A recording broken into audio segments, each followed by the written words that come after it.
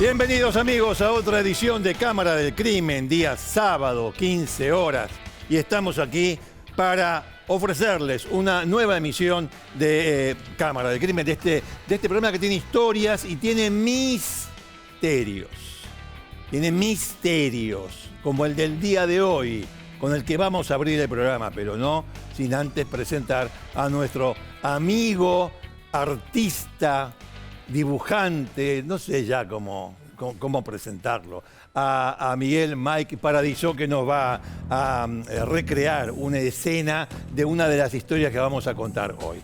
Pero hay un misterio. Hay un misterio, hay un nuevo departamento en Cámara de Crimen. El Departamento F. Departamento F de frío. Casos fríos que pueden volver a tener temperatura en el curso de una investigación.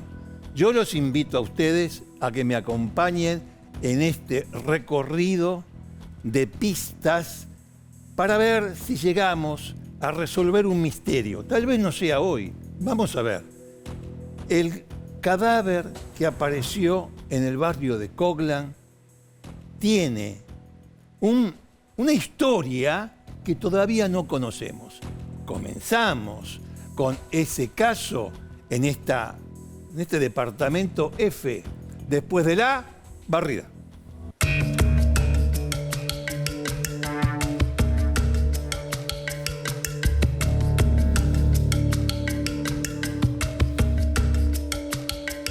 Bien, ahí ustedes vieron y ven detrás de mí la escena donde se... No puedo decir, ya van a ver, pero por ahora es la escena del hallazgo de un cuerpo que tiene algunos signos de criminalidad, de haber sufrido un crimen. La casa que está en pie, el terreno donde en algún momento del 2002 al 2003 vivió el músico Cerati, en algún momento. Pero la primera cuestión, el 20 de mayo de este año se encuentran restos humanos. ¿Dónde? De entrada nomás, en la vorágine de la información, se dijo que estaban aquí. No estaban en el terreno donde alguna vez vivió en un año, y se reunían músicos incluso, Cerati y compañía, sino que estaban en la medianera, pero del lado de esta casa que está en pie, tiene dos plantas, ahí en la calle Congreso, al 3742 es la casa que está en pie, 3748 es la casa donde estaban haciendo modificaciones para levantar un nuevo edificio o una nueva vivienda. Pero bueno, se encuentra un cadáver. ¿Y qué hacemos con esto? Mire, le voy a dar un ejemplo. Lo que vamos a ir recorriendo son pistas, indicios. Los indicios se pueden interpretar, hay indicios que son unívocos y otros que son, bueno, se pueden interpretar de varias maneras. ¿Sí o no? Le voy a dar un ejemplo. Yo entro a una casa, para que vea usted cómo vamos a recorrer estas pistas. Yo entro a una casa, no sé de quién es, y entonces me pongo a resolver ese misterio mirando, me doy cuenta que hay una biblioteca. Voy a la biblioteca, ¿y qué veo? ¿Qué hay ahí en la biblioteca? Libros de medicina. Bueno, puedo pensar que quien vive allí es médico, pero a poco de ver, los libros de medicina son anatomía, son de materias de los primeros años, tal vez un estudiante, o tal vez un tipo que repasa permanentemente. Bueno, de eso se trata el recorrer las pistas para ver si se puede resolver un misterio. Misterio que está dado por un hallazgo. En la medianera, entre una casa y la otra, claro, los tipos que estaban laburando ahí, que estaban haciendo, preparando el terreno para la construcción que le estaba diciendo, estaban en la medianera, hay una ligustrina allí, o había, y mientras ellos preparaban el terreno, se ve que le metieron un palazo, cosa por el estilo, con la pala, y se les vino para el lado de la casa vecina, es decir, Denis, se les vino para acá. Se les vino para acá un cúmulo de tierra. Se cayó, estaba levantado, se cayó. Cuando se cae, la tierra pertenece, la tierra que se cae, a la casa que está habitada. A la casa que está habitada. Ahí vive una señora de 90 años de ascendencia alemana. 90 años, vive sola, tiene familia, ya nos vamos a referir a eso. Pero lo importante es dejar en claro que si bien el caso se conoció como el cadáver encontrado en la casa de Cerati, no es así. Cerati vivió acá un año, del 2002 al 2003, y como usted verá en breve, mucho después de lo que habría ocurrido en la enigmática casa de la señora de 90 años de apellido Graf y ascendencia alemana. Los restos estaban allí, cayeron del otro lado cuando los obreros estaban laburando. Bueno, ¿y qué cayó? ¿Qué cayó? Bueno, se cae la tierra y lo que empiezan a ver, la gente que estaba allí, lo que empiezan a ver es, sí, pero estos son huesos. Ojo, no es fácil con el tiempo identificar huesos. Los huesos se pueden confundir, después de mucho tiempo, se pueden confundir a la simple vista si uno no tiene el ojo entrenado, salvo que sea una cosa muy evidente. Ahí atrás están viendo el lugar donde se cayó vamos a decir, la mampostería, era tierra. Bueno, se cae. Si uno tiene el ojo entrenado, como hacen los arqueólogos o los antropólogos cuando van ahí en medio del África, en la selva, y dicen, ahí hay un hueso, ¿cómo hacen estos tipos? Bueno, porque están preparados para eso. En este caso, era evidente por algunos de los huesos que conformaban o conformaron un esqueleto, el esqueleto que se halló, que eran humanos. Se da aviso a la policía entra en el tema y comienza a ver. No solamente la policía, primero sus peritos y después el equipo argentino de antropología forense, que es de los más importantes y destacados que tenemos aquí en Argentina para hacer averiguaciones, investigaciones hacia atrás. Tengo un esqueleto. Bueno, en fin, qué sé yo, es misterioso. Pero, ¿cuántos esqueletos tengo? ¿Tengo un solo esqueleto? ¿Es uno solo? No estaba así, ¿eh? Olvídese, no estaba así. Había 150 fragmentos de hueso que no completaban un esqueleto. No lo completaban. Había huesos que faltaron, se deshicieron, en fin. No lo completaban. Pero era material suficiente como para investigar a quién pertenecieron.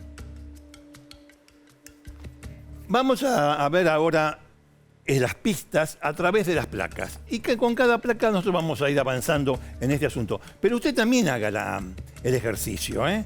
Hasta ahora lo que se tiene es que, haciendo un trabajo de albañilería en un terreno que no estaba edificado, bueno, se tiró abajo en su momento, qué sé yo, aparecieron. Del lado del vecino cayeron 150 huesos, fragmentos de una misma persona, de un mismo cadáver. ¿Qué hace eso ahí?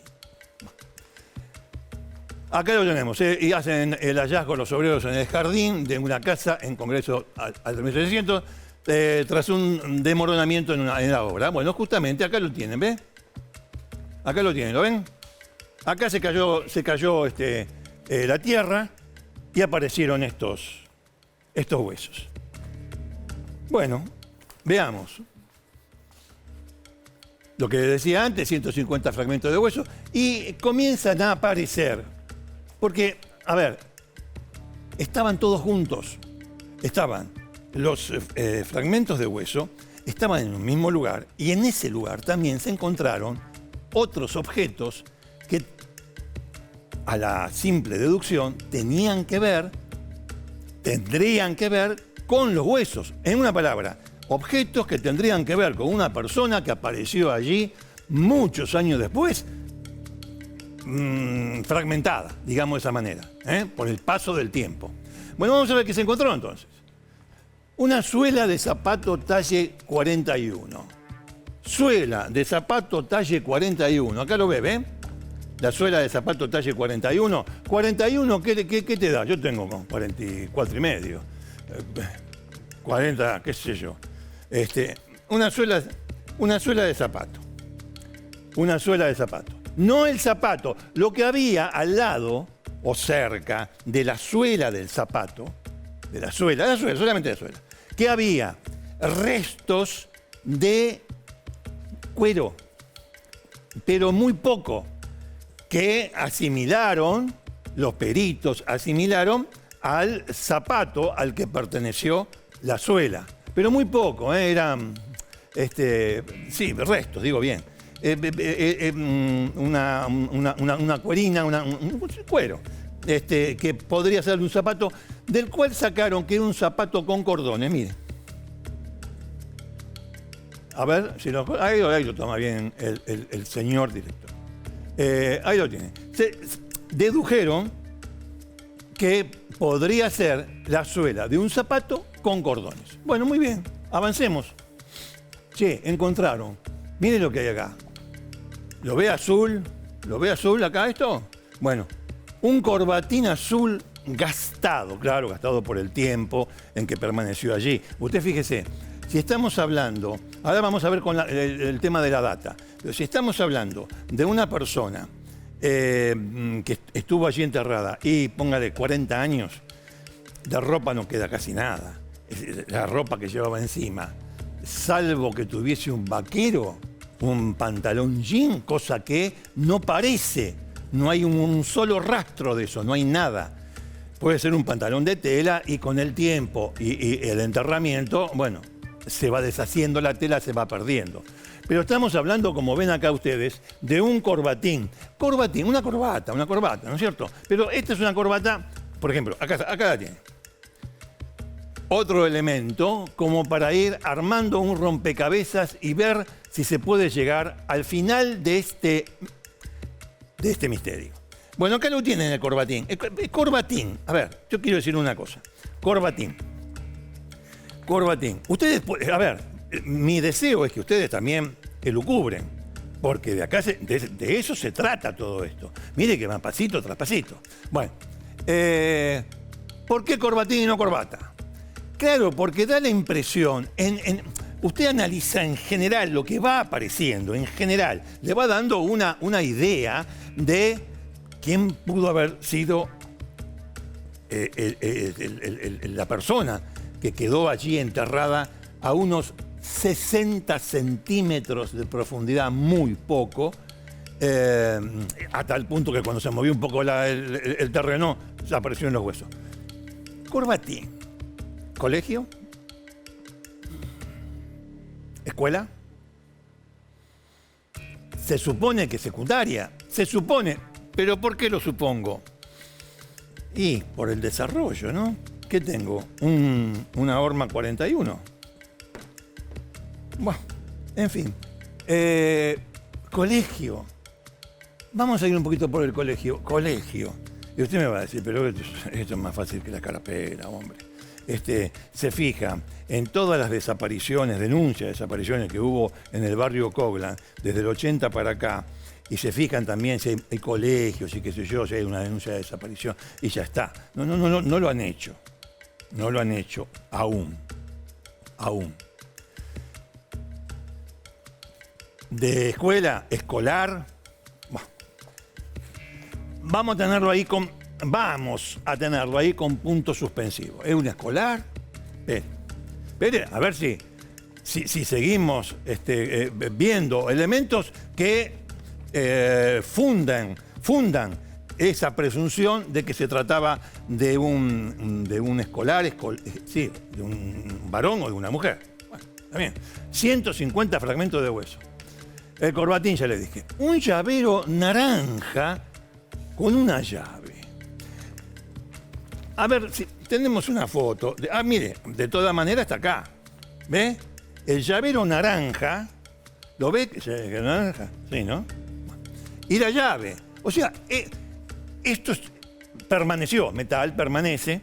Con el paso del tiempo en la Tierra, metal permanece. ¿Y esto de qué es?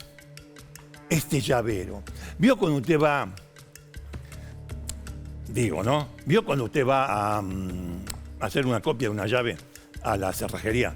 Que la nueva llave se la suelen dar con un llaverito que tienen ellos ahí de propaganda y qué sé yo. Bueno, si bien el llavero que se encontró no tiene ninguna propaganda, si es de goma pluma, anaranjado, pintado. Está pintado. Esto es goma pluma anaranjado, que se usaba, ahora nos fuimos al carajo en todo sentido, ¿no? Pero en aquel entonces se usaba cuando a usted le daban la llave que iba a hacer la copia. Sí, es un llavero típico de cerrajería, típico. Pero no se lee nada, simplemente que puede dar una ubicación temporal. ¿Y eso cuándo se daba? Ahí, pues, en los 80, fines de los 80, por ahí. O en la década de los 80. Bueno, algo vamos armando. Entonces, lo tengo acá. La llave. La llave con el llavero, atenti, ¿eh? La llave con el llavero. Bueno, sobrevivió al tiempo el reloj. Usted me va a decir, bueno, un reloj, para sobrevivir a esto, un reloj importante. Es un reloj no barato, que no solían usar la gente más o menos adulta. Este es el reloj. Un reloj Casio CA90.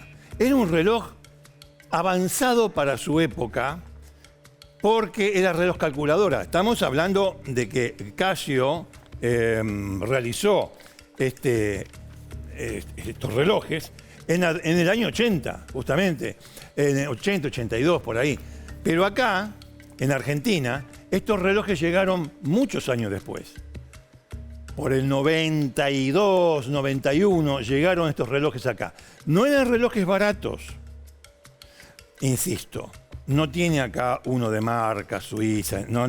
Ni tampoco era un reloj que se podía usar alguna persona. Un empleado bancario, póngale. Un empleo estándar. Un empleado bancario. Bueno, no. Pero los pibes con poder adquisitivo era para mí para la juventud.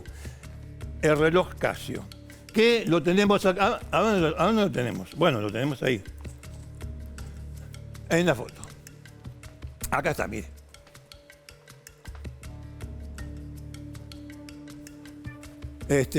Entonces, atenti, en el 92 sí se conseguían. 92, 10 años después de que lo fabricara la marca, la empresa, la fábrica.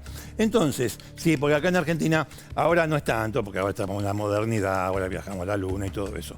Pero en aquel entonces, aquí las cosas venían con bastante tiempo de atraso. Y entonces, del 82 al 92, bueno. Pero, atención, piense en esto, conecte esto con el tipo de llave. Durante mucho tiempo se usó ese tipo de llave, una llave tipo Travex.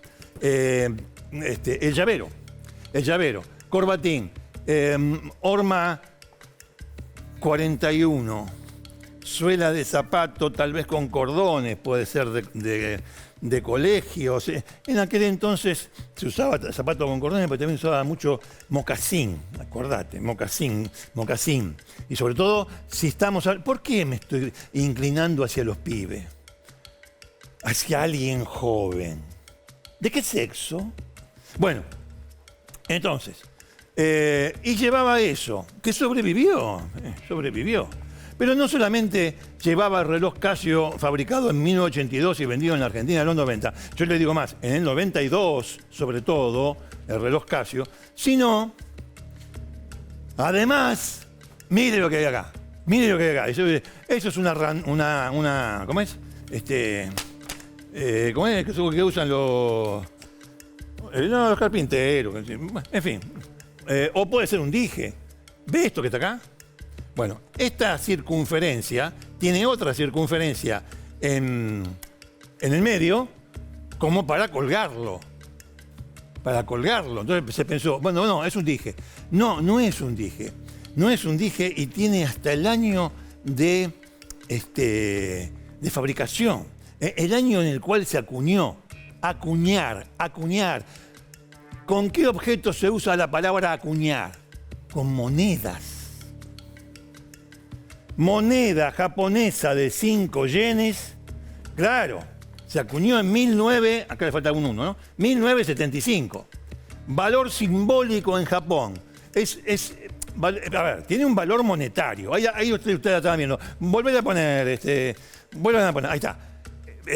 La que se encontró y una. La tenemos acá. La que se encontró. A ver. Acá tenemos, ¿ves? Ahí la tenemos. Ahí está. Bueno, muy bien. Ahora, esta moneda, ¿qué es esta moneda? Pero, a ver, reloj Casio. Bueno, reloj Casio. Algo más que denote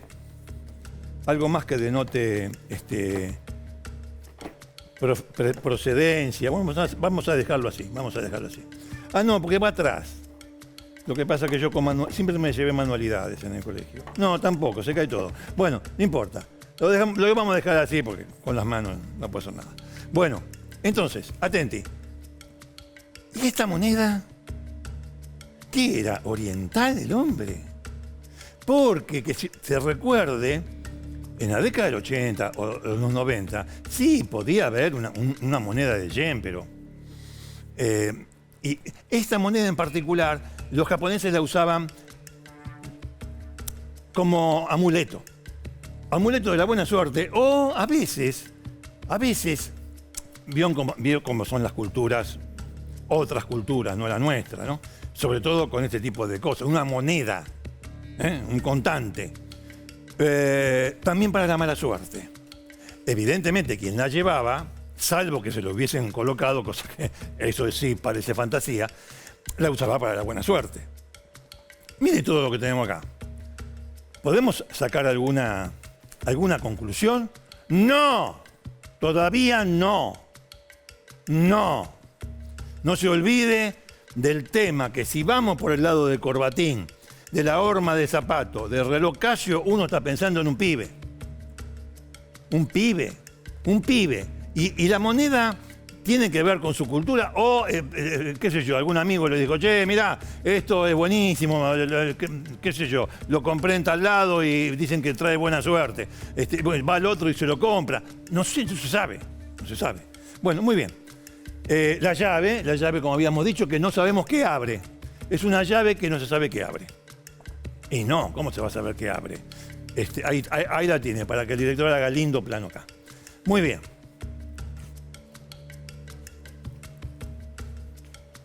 Les quiero decir que tenemos mucha información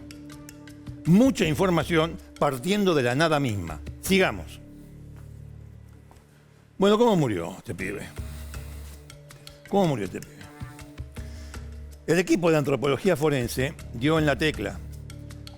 Los huesos hablan también, no solamente los tejidos blandos o lo que sea. Los huesos tienen mucha información para dar. Y en este caso, que no son huesos de 5.000 años o cosa por el estilo, dieron información. Por las marcas dieron información. Mire, este chico murió por un puntazo mortal. Acá. Cuarta costilla. Entre la cuarta y la quinta costilla. La cuarta costilla tiene una seña, un signo de raspadura. Puntazo. Un puntazo que le llegó ahí, del lado derecho, hasta la cuarta costilla. Los forenses y especialmente el equipo de antropología forense determinaron que a este varón, porque era un varón, ahora le explico por qué, lo determinaron, le pegaron un puntazo aquí. No podemos saber si hubo signos de lucha, no podemos saber. Lo que tenemos hasta ahora es, además de los elementos que yo le marcaba, para determinar identidad. Lo que tenemos también como aparece la cuota de criminalidad. lo mataron de una puñalada. A este muchacho que, de acuerdo con el desarrollo, de su desarrollo, que pudieron determinar a través de los huesos, sobre todo los de la rodilla, no se olvide que el cadáver, el esqueleto no está entero. No está entero, no es como el que tenemos nosotros, nada que ver. Son partecitas, pero aún así, con las técnicas que hay actualmente y con la calidad del equipo de antropología, lograron determinar que recibió una puntada y de esa puntada murió, por la marca que le dejó en la cuarta costilla. Además, también determinaron otra cosa. Estamos con el tema de la muerte, ¿no? Muy bien. Antes de continuar con esto, era varón. Por la forma de sus huesos se determinó que era varón, sobre todo por lo poco que quedó de la pelvis. Bueno, se determinó que era varón. Pero, otra cosa, por el desarrollo de las rodillas, piensan que es que fue un muchacho de entre 15 y 19 años. ¿Con qué coincide esto? El corbatín, el reloj. Corbatín, el reloj, la moneda tal vez. Corbatín y reloj, corbatín y reloj. Ya sé lo que está pensando usted. ¿Y qué hacía en esa casa? Espere. Bueno, acá lo tienen, ¿ve? Acá lo tiene. Esta es una fotografía de, justamente, ordenados los fragmentos los fragmentos óseos, los huesos que se encontraron. Aquí lo tiene. Acá, en la cabeza del fémur, lo que encontraron también, también acá está la foto de, lo que ustedes están viendo ahí son las fotos de los huesos desparramados y después, obviamente, los antropólogos lo ordenaron. Ahí está todo lo que se encontró. Vamos repasando de vuelta porque, mire que estos es la base sobre la cual construir algo, ¿O que falta? Sí, falta. Una cosa muy interesante con el tema de la mandíbula. Usted la ve la mandíbula ahí, ¿no? Bueno, la mandíbula no quedó restos de cráneo, pero sí de mandíbula. Y la mandíbula tiene algo muy particular, tanto la superior como la inferior. Dientes. Con el desarrollo de los dientes también coincidió en una edad de quien fuera víctima de entre 15 y 19 años. Entre 15 y 19 años. 15 y 19 años me da colegio secundario. Pero no está dicho que sea estudiante. La deducción que era estudiante es sobre todo por el corbatín. A ver, que era un pibe. Pero con el corbatín, sobre todo, uno se arrima a y porque en la zona hay muchos colegios secundarios y primarios, pero bueno, hay que seguir obteniendo información. Esto es así. Se va adquiriendo información para reconstruir el pasado. Bueno, espere que lo había dejado. ¿Dónde lo había dejado? Intento de descuartizamiento con serrucho y el intento de descuartizamiento falló. ¿Se acuerda que le estaba hablando recién, antes de desviarme, de la cabeza del fémur, el hueso más largo del cuerpo humano? Bueno, en la cabeza del fémur se ven muescas. Entonces, uno puede imaginarse lo siguiente. Que lo mataron de una puñalada y con rapidez y bastante de chambonada quisieron descuartizarlo. ¿Con qué? De acuerdo con la marca en la cabeza de fémur, claro, por donde hay coyuntura, ahí se corta. El hombro también, los miembros superiores de esta manera. Bueno, por las marcas que hay en la cabeza del fémur, determinaron que con un serrucho, y no es un serrucho de medicina que usan los cirujanos, no, con un serrucho, va a la ferretería, compra un serrucho. Bueno, quisieron desmembrarlo, pero no pudieron. o por apuro, o porque los podían descubrir, o lo podía... En fin, lo enterraron a 60 lo dejaron a 60 centímetros de tierra. Claro, en un lugar... Ahora, ¿a quién se le ocurre, no? Porque esa casa hace mucho tiempo, muchas décadas, la casa donde se encontró el cadáver, los huesos, los restos. El de la señora de 90 años de ascendencia alemana. Tiene, no sé, décadas. Pero yo estaba pensando, ¿a quién se le ocurre matar a un tipo, a un pibe, ahí, entre en el patio y la pileta, porque tiene una pileta? La parte de atrás de la casa de la señora de 90 años de ascendencia alemana, no solamente tiene 2 plantas, sino que tiene un patio atrás, un jardincito, ¿no? Y una pileta. ¿Quién se le ocurre matar a alguien ahí? ¿Y cómo hizo ese pibe para entrar? Era conocido. Era de la familia. Espere que falta algo. La muerte, de acuerdo con todo este contexto, se ubica, el contexto es todas estas pistas, se ubica entre los años 80 y los años 90. Le voy a ser más preciso, fines de los 80, principios de los 90. Me estoy agarrando sobre todo, no yo, es decir, el cuerpo de antropología forense, que está llevando un trabajo espectacular, por el reloj. Pero hay otra cosa más. Por los huesos también determinaron, no solamente por el desarrollo de las rodillas y porque tenía todos los dientes, que de ahí sacaron, de los dientes, sacaron el ADN. Claro, está en proceso el ADN, no lo tienen todavía, lo van a tener. Pero el asunto es con quién lo compara. Pero de todas maneras, se hace. Y también se hace otra, se me escapó, también se hace otra cuestión. Otra cuestión que tiene que ver con determinar la edad precisamente. Habíamos dicho de 15 a 19 años. Bueno, por el desarrollo de las rodillas, por el desarrollo de los dientes.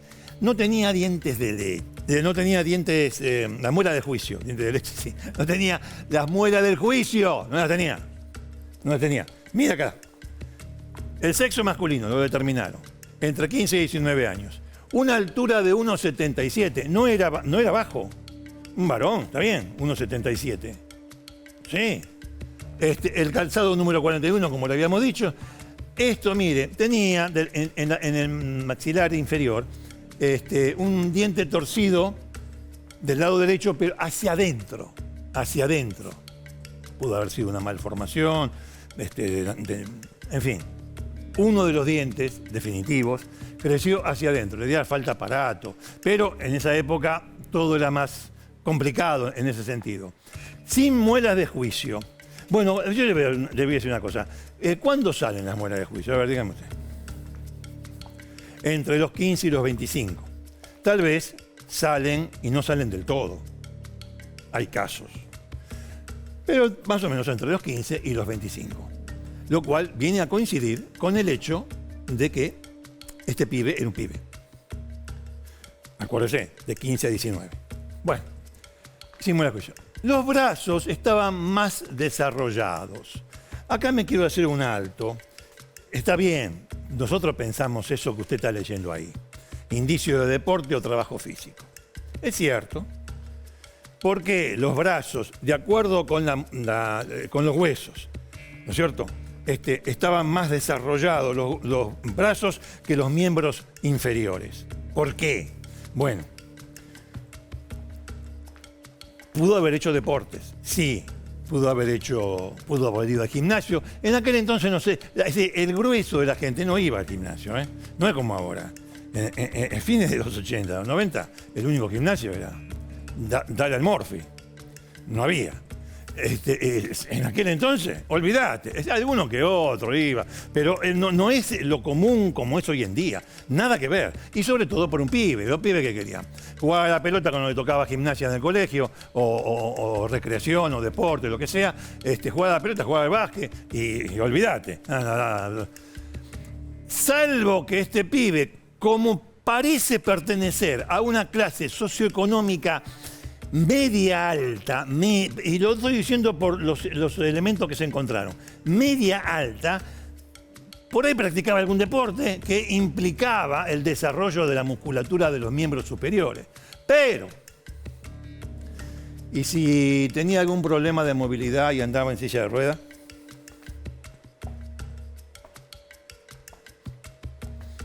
Si tenía parálisis.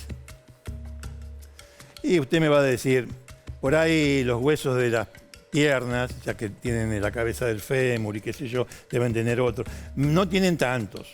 Usted vio, si está la imagen de vuelta, ponela. Usted vio que no hay tantos huesos.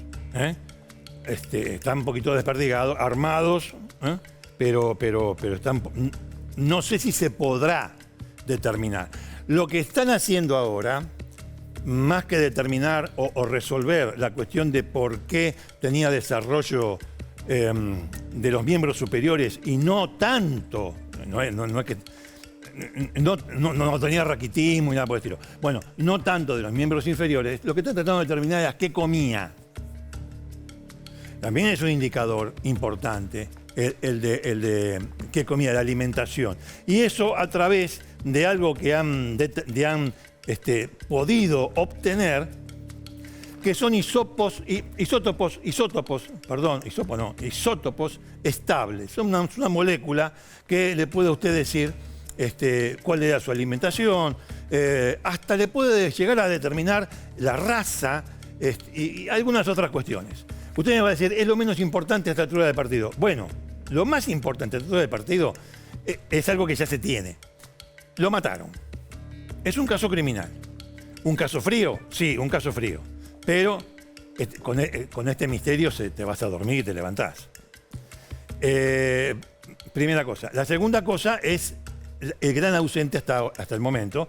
O sea, decir, bueno, es una verdad de perogrullo. Sí, lo es. ¿Quién es este pibe? ¿Es un pibe? ¿Y quién es este pibe? Es decir, uno va ahí, pone la nariz y todas esas cosas, sobre todo que la tiene grande. Te andás rompiendo las bolas diciendo, che, esto, lo otro, lo demás allá.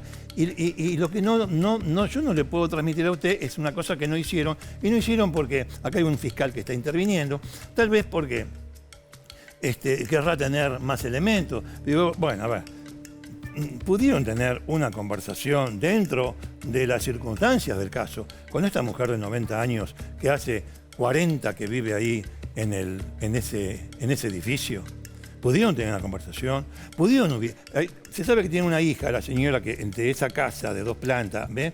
Que tiene una pileta en el fondo y todo eso. Se sabe que tiene una hija que vive en el interior y se sabe que tiene un hijo que vive en la misma cuadra o en la cuadra contigua. Y digo, bueno, ¿por qué están esperando? ¿Qué están esperando? No hay tan... Bueno, yo creo que eso aclararía bastante la cuestión. Estaba en la parte de atrás de la casa. Alguien lo llevó a ese pibe, porque es un pibe, a la parte de atrás de la casa. ¿Cuál era el nivel socioeconómico de esta familia? Y no era bajo. No era bajo. Mire qué flor de casa. No era bajo. El pibe tampoco. Era de la familia, el chico. Un puntazo a mí me da, ¿sabe qué? En los casos de cuchillo, generalmente, es una cuestión criminológica que se ha estudiado mucho. Generalmente el tema de agredir con cuchillo es donde hay furia, donde hay furia. Donde hay bronca, odio, sin llegar a ningún extremo de inimputabilidad. Esa cosa no. Pero uno está consciente de lo que hace, obviamente. Y va el tema de la puñalada. La puñalada también es un elemento de ofensa, yo le diría casi personal. Personal en el sentido de yo siento cuando te hiero. Yo lo siento. Todas estas cosas, un chico... ¿Sabe qué? Yo estaba pensando que si hubiese sido una mujer, a lo mejor uno enseguida pensaría en un abuso, en cosas por el estilo, ¿vio? Pero bueno, no es una mujer, es un varón. ¿Tenía rasgos orientales? No estoy diciendo que tenía rasgos orientales. Estoy haciendo una pregunta, que es lo que tenemos que hacer, e insisto con esto. Espero que usted también lo haga. Pero estoy invitando al departamento F de Casos Fríos. ¿Era oriental? ¿Tenía rasgos orientales? ¿Había nacido en Argentina? Se supone que sí. Se supone que sí. ¿Estaba escolarizado? Bueno. Bueno, en fin. Amigos, creo que si no me olvidé de nada, les planteamos las pistas que van construyendo hasta ahora un camino de misterio. Y eso es lo que tenemos. Borges decía, es más interesante el misterio que la resolución del misterio. Pero ¿a quién no le gustaría resolver este misterio? Piénselo. Todas las elucubraciones son válidas, acá son válidas. Así que en la casa de al lado, le había dicho que vivió Cerati. En esa casa iban músicos cuando la había alquilado Cerati. También la familia Olmi, el actor, también fueron propietarios de esa casa cuando era una casa. Bueno, pues ya lo dejaron y qué sé yo, hace muchos años. A lo que voy es esto. Cerati estuvo ahí. Con esto no tiene nada que ver. Pero nada con este caso, digo. Pero Cerati compuso un tema cuya letra quiero que ustedes la escuchen. Vamos. Otro crimen quedará sin resolver. ¿Será así? Bueno, cambiamos. De esto no se puede inventar un mundo. Es esto. Bueno, vamos a cambiar de tema, amigos. Vamos ahora a un crimen que sí fue comprobado y que sí tuvo una sanción de la justicia, nada menos que una prisión perpetua a quien mató a su pareja. Vamos a la barrida.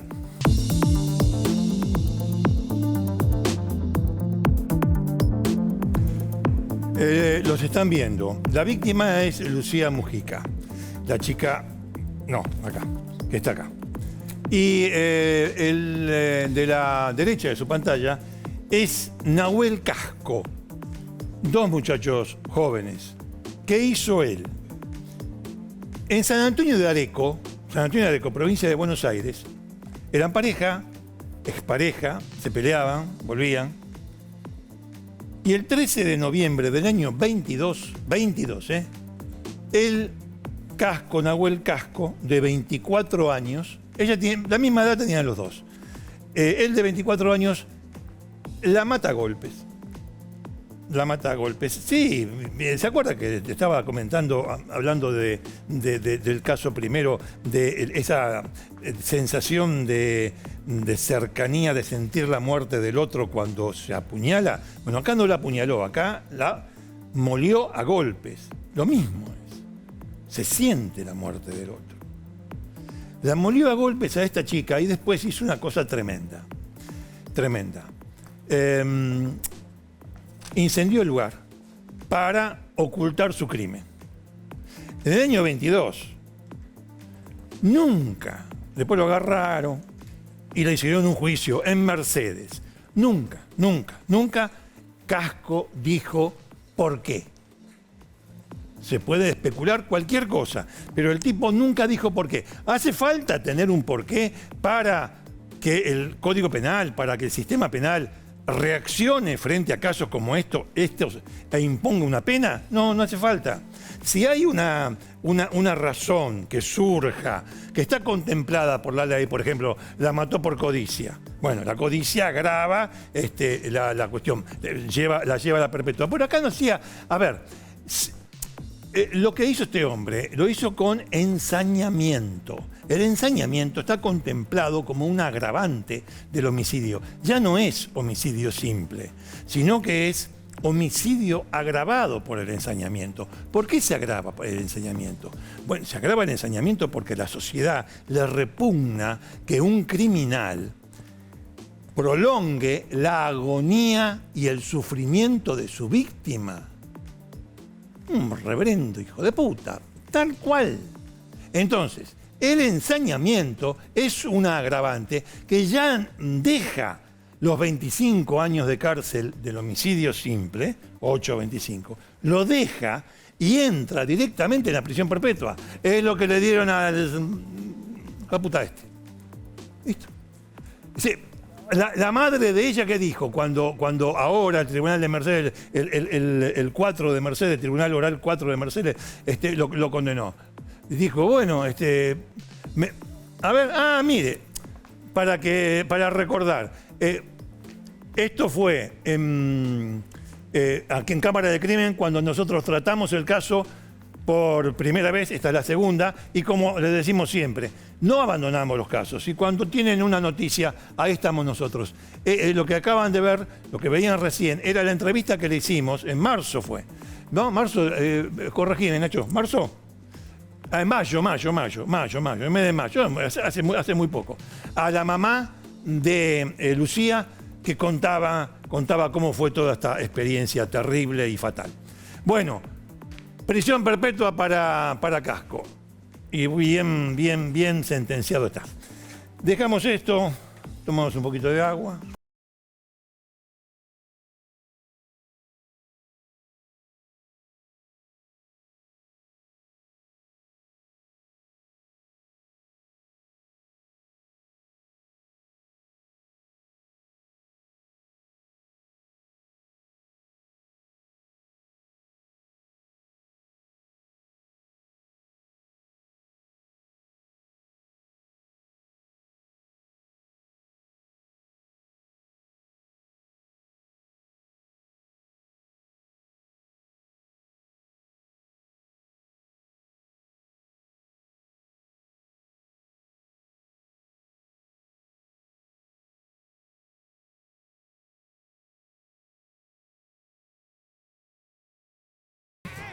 Que le voy a contar ahora, de la necesidad de una chica.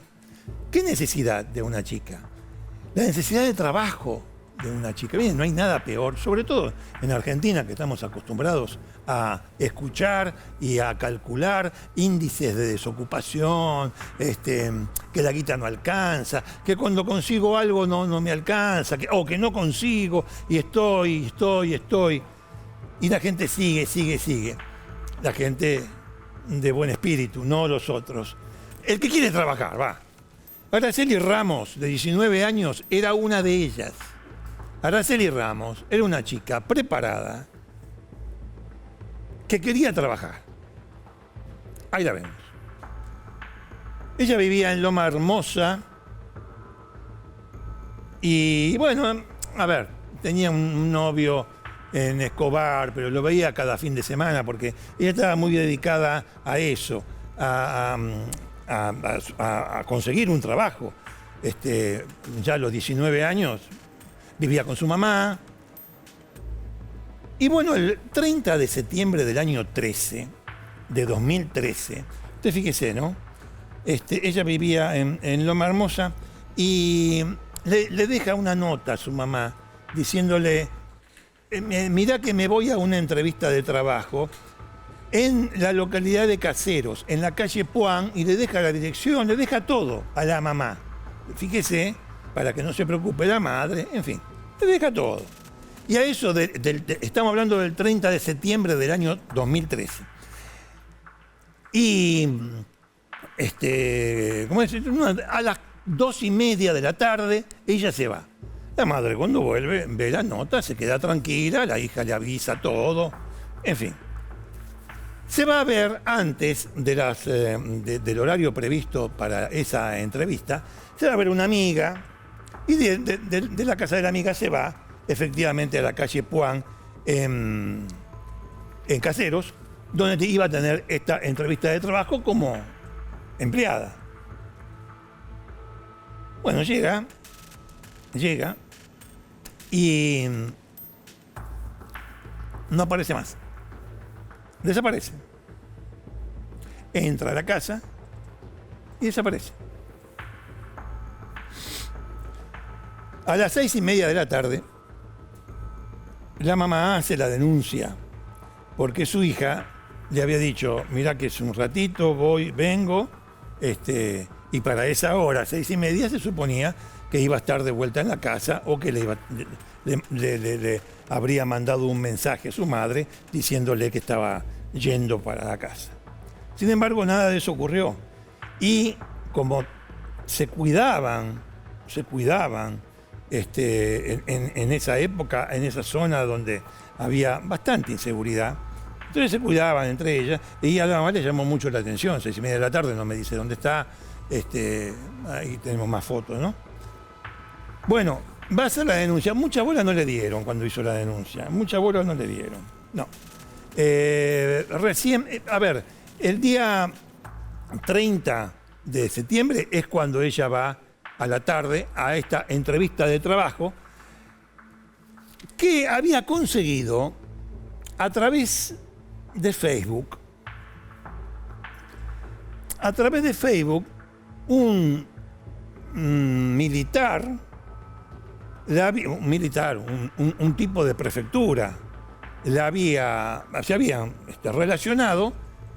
Y bueno, este hombre tenía la posibilidad de ofrecerle un trabajo como empleada, y ahí había en Facebook, tanto en el de ella, después se verá que también en el de él, comunicaciones, chat, estaba la foto de ella en el Facebook del tipo, del militar.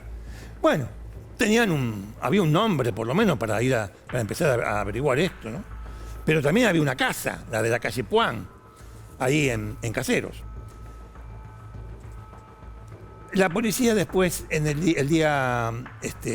después de un par de días, mejor dicho, va hasta la casa de la calle Puan. La madre de Araceli también va, pero desesperada como estaba la señora, va antes que la policía. Va antes que con la policía, toca, golpea la puerta, no le responde nadie, y la señora comienza a averiguar entre los vecinos. Le dice, en esa casa, ahí vive la señora Amoroso, Aida Amoroso, una señora grande, debe tener 84 años, tiene una dificultad para moverse, pero no vive ahí. Vivía con el hijo, vivía con el hijo, Emilio Razónico, el hijo, Emilio Razónico. Pero ¿sabe qué pasa? Le decían las vecinas, la mamá de Araceli. ¿Sabe qué pasa, señora? Ahora se quedó sola, la nieta la ayuda un poquito, pero se quedó sola porque el hijo se murió. Un hombre de 30 y tantos años. Se murió el tipo. Tuvo una enfermedad y se murió. Y dice, bueno, qué macana, qué sé yo, pero yo estoy buscando a mi hija. No sabemos nada. Cuando llega la policía y entra, efectivamente advierten que la casa era de la señora Amoroso, que no estaba por ningún lado. Es decir, la policía agrega información y dice, la señora Ida Amoroso, dueña de la casa de Caseros donde le iban a ofrecer un trabajo a Araceli Ramos, está desaparecida hace un mes. ¿Cómo un mes? Sí, es un mes que no está. Pero, ¿cómo no? Digo, se fue a la casa de un pariente. No, desapareció. Pero, entonces le preguntan a la señora, a la madre de Araceli, señora, ¿acá venía su hija? Sí, acá tiene el número de la calle Puan, entre esta y esta, acá en Casero, acá venía, me lo dejó escrito y qué sé yo. La policía empieza a ver los Facebook de ella, y ahí se entera también del Facebook de él. Walter Aníbal Vinader era la persona con la cual Araceli Ramos tenía relación a través de Facebook, y era Vinader el que le iba a dar, acá está, el que le iba a dar trabajo. Vinader aparece en su... Poné de vuelta la foto de Vinader. Aparece en su Facebook, aparecía por lo menos en el año 2013, aparecía en su Facebook con vestido, pero parecía un almirante. No era un almirante. Había estado hasta el año 2003, mire esto, había estado hasta el año 2003 como cabo de la prefectura. Le pegaron una patada en el trasero y lo echaron por inútil. Ahora, el tipo en el Facebook se cortó el pelo, se puso la chaqueta blanca. Y todo esto que usted ve acá son juguetes. Nada es verdad. Pero para uno que no conoce, todo esto, ¿ven? Todo esto son juguetes, juguetitos. Se lo pone acá, se lo pone acá, todo eso. Todo falso. Cuando el tipo entabla relación con la gente, con las personas, con los que lo siguen en Facebook, él decía que era Gardel, Pérez, los guitarristas. Vos te falta trabajo, yo te lo consigo. Bueno, el tipo, nada, era como comandante de prefectura. Es más, decía que pertenecía al grupo Albatros. Los Albatros es un grupo especial de combate de la prefectura argentina, muy conocido, muy conocido. Bueno, no pertenecía al Albatros. El tipo era un mal lustrador de piso. Lustrador, limpiador de piso, limpiaba los pisos, no sabía hacer otra cosa. Lo probaron en mecánica y un desastre. Y en el 2003 lo sacaron de la fuerza por inútil. Pero el tipo seguía vendiendo como tal. Ahora, no como cabo, sino como esto, como un oficial. No lo era. Era un gran estafador. Walter Aníbal Winader. La policía se enteró que tenía 8 casos antecedentes por estafas y hasta una por extorsión. Bueno, le dicen a la madre de Araceli: señora, vamos a hacer una cosa, vamos a ir a allanar la casa de Winader, ya que había esta comunicación, e incluso llamados telefónicos, entre su hija y este atorrante, con la excusa de ofrecerle trabajo. Vamos a allanar la casa de a ver si lo encontramos. De hecho, el tipo no vivía en provincia. Usted fíjese que Araceli vivía en Loma Hermosa y la falsa entrevista de trabajo era en Caseros. No, el tipo vivía en Mataderos, en Macá, en la capital federal. En Mataderos, en la calle Cañada de Gómez al 2200. Bueno, van para allá, van para Matadero, una casa. Entran, no lo encuentran a Winader, pero encuentran otra cosa. Encuentran el título de propiedad de la casa de la calle Puan en Caseros, donde él había citado a Araceli, que estaba a nombre de su real dueña, Aída Amoroso. Pero Amoroso había desaparecido hace un mes. ¿Por qué tenía este tipo el título de propiedad de la casa? Y perdón, el hijo de Aída Amoroso, que está desaparecida y era dueño de la casa de Caseros, el hijo, Emilio Razónico, sí, murió, está bien, tuvo una enfermedad, pobre hombre, se murió. Bueno, pero tenía algún bien, le habrá pasado a la madre. Y ahí se enteran que Winader lo había cuidado, es una manera de decir, lo había apartado de su familia en los momentos más dramáticos de esa enfermedad, que luego terminaría con su agonía y muerte, y lo hizo cremar. La madre, la vieja de Razónico, o sea, Aída Amoroso, que está desaparecida, cuando no estaba desaparecida, ni se enteró después que a su hijo lo habían quemado. Y la hija de Razónico, pero puso el grito en el cielo, por poco lo agarra a trompada lo hizo quemar, haciéndose pasar, bueno, una de las tantas estafas que hizo este tipo. Entonces, Araceli Ramos cayó en manos de un estafador.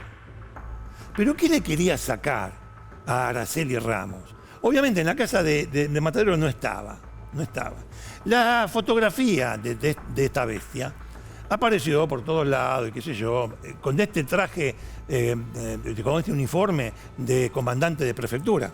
Bueno, aparece ahí y resulta, a veces hay que tener suerte, a veces hay que encontrarse con buena gente, porque es una forma de eludir la inoperancia de los investigadores, de los famosos investigadores que muchas veces no investigan nada. Resulta que cuando sale la foto de Boninseña,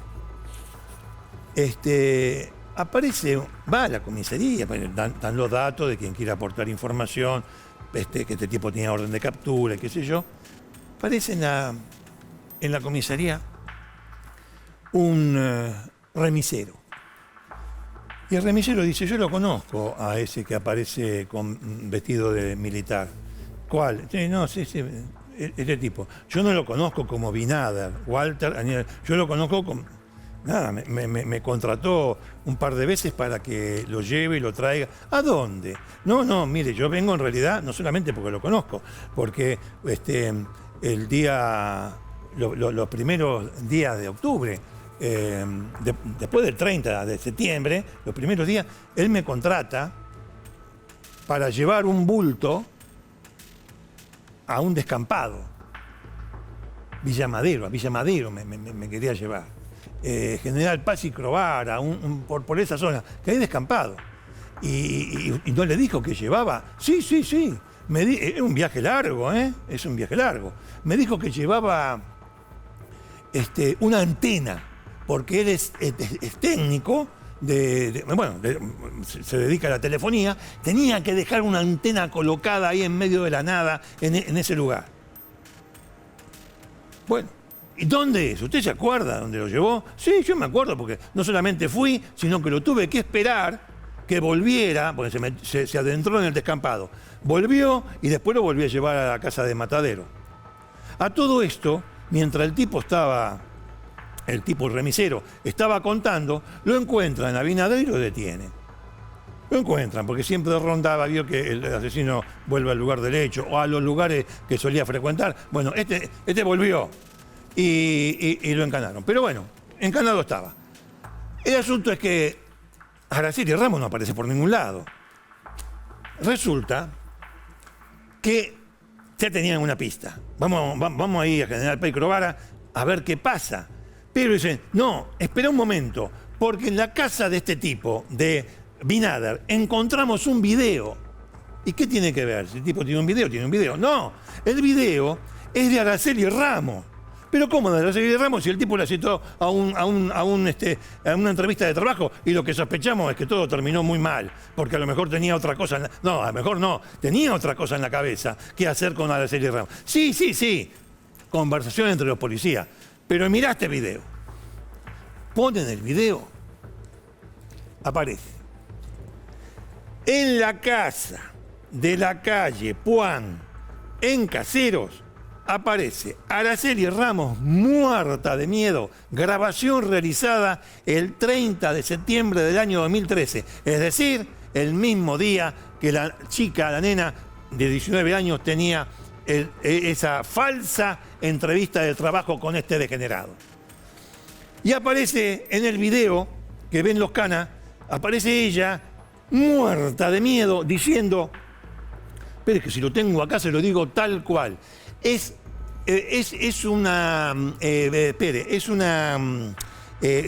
un texto que le hizo leer Binader. No, más que leerlo. ¿Sabe qué vamos a hacer? Se lo vamos a mostrar. Este es el video que Binader le hizo grabar a Araceli Ramos. Mire. Soy Rocío y quiero dejar este mensaje para quien no pueda ver por temor a terminar mal o desaparecida. Buscando un trabajo conocí a esta señora. Se llama Ana Gabriela Verdón, es contadora y vive en Suipacha, en la provincia de Buenos Aires, trabaja en Capital. Es amiga íntima de Cobo Santos, quien es hijo de la jueza Larroque de Mercedes. Y está con su hermana, Jessica. Juntas tienen vínculos con la policía. De ahí, especialmente con Ezequiel Gallardi,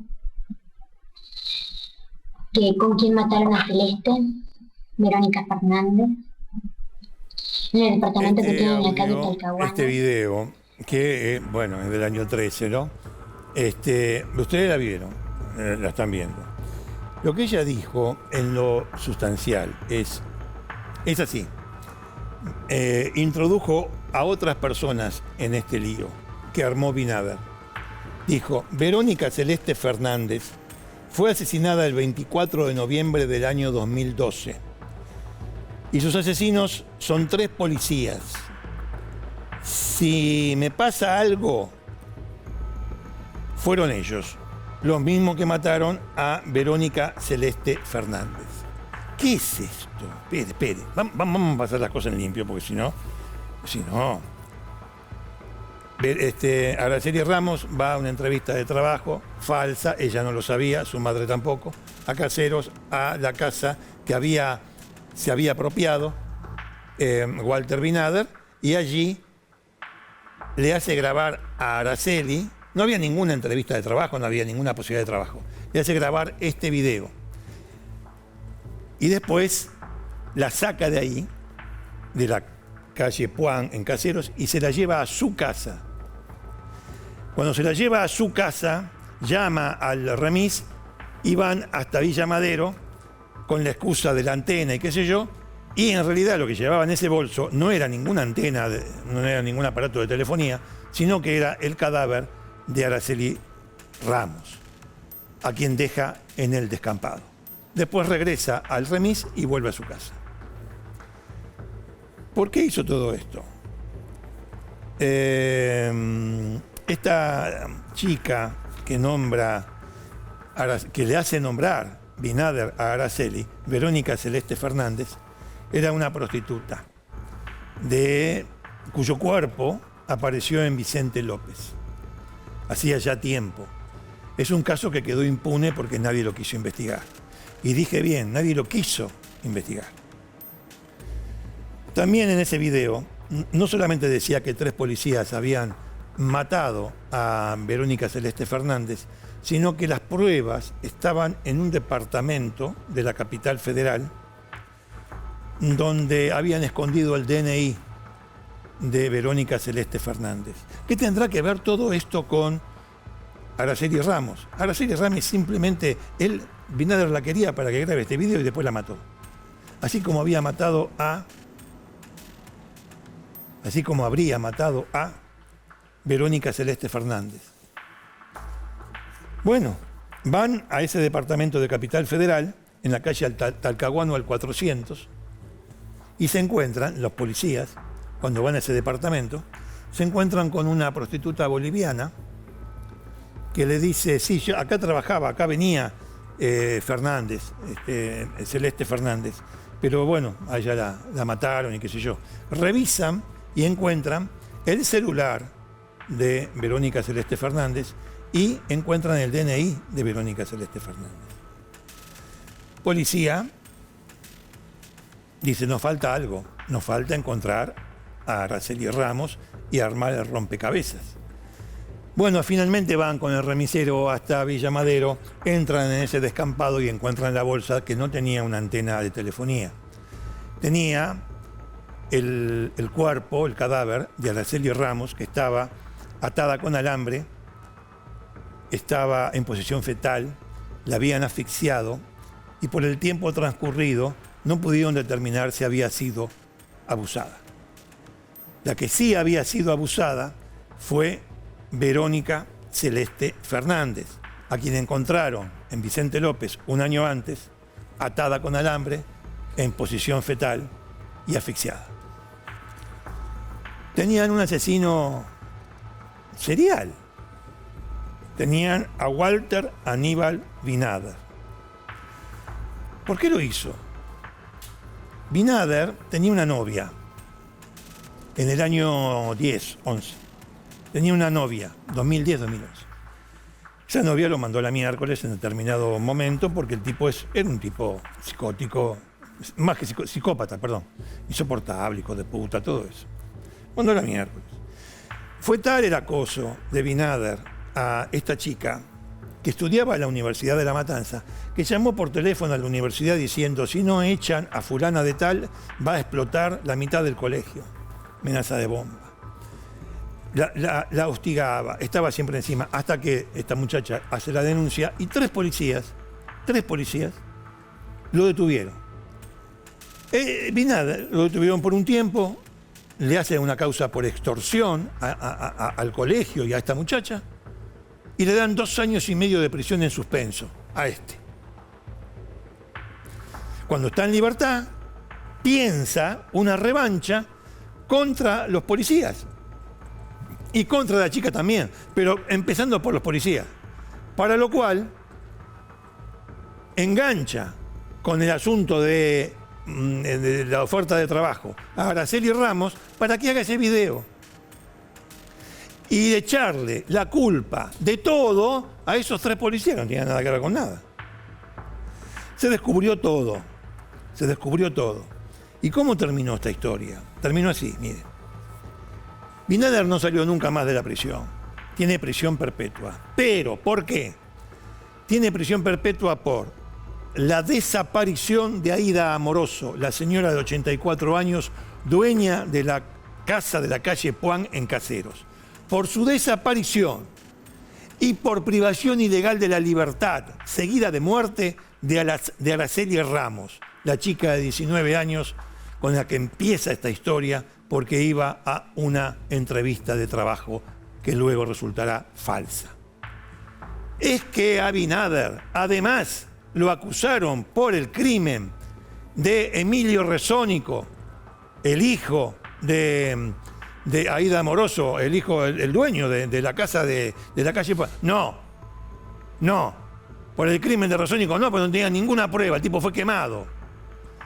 Y por el crimen de Verónica Celeste Fernández, la prostituta que apareció en Vicente López, de la misma manera que Araceli Ramos, no, tampoco, quedó impune. ¿A quién se le va a ocurrir investigar el crimen de una prostituta? Pero este tiene una prisión perpetua por 2 casos. Privación ilegal de la libertad de la señora Amoroso y privación ilegal de la libertad y muerte de Araceli Ramos. Bueno, señores, esa es la historia del sillón del día de hoy. ¿Esto se apagó ya? Che, loco, dame un minuto. ¿Se quieren ir a tomar el té? Apagate ahora. Bueno, es una locura esto. Sí, la verdad. No, un loco. No es un loco. Lo encanaron, ojo, es totalmente cuerdo de todo lo que hizo. Un psicópata. Bueno, mirá vos. La verdad. Acá está, junto con Araceli Ramos. Ahí. Claro, cuando le hace grabar. Exacto. Claro, muy bien. Cuando le hace grabar ese video que ustedes vieron, que tenía muy mal sonido, bueno, pero que decía eso, le echaba la culpa a su vieja novia y a 3 policías, que nada que ver. Bueno, esta es la escena que no se vio, o se vio en parte por ese video, pero la escena completa está acá. Esto pasó en la casa de la calle Puan en Caseros. Después se la llevó a Mataderos, donde él vivía. Sí. Maravilloso, espectacular, excelente, extraordinario, impresionante. No me quedan más palabras para este genio del arte, que es Miguel Mike Paradiso, @Miguel Paradiso Arte, tienen todos los trabajos del amigo. Gracias. Qué grande esto. Bueno, no, me quedé mirando. Sí. ¿Hacemos una pausa, Miguelito? Dale. Dale, pausa y volvemos, dale. Vamos.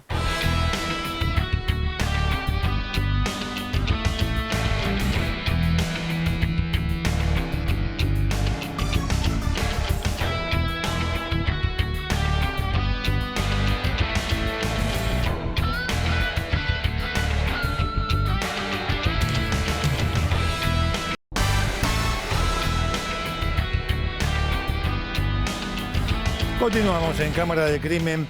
Vamos a ir a un caso muy polémico, muy polémico, que tiene que ver con un... ¿Y cómo lo digo?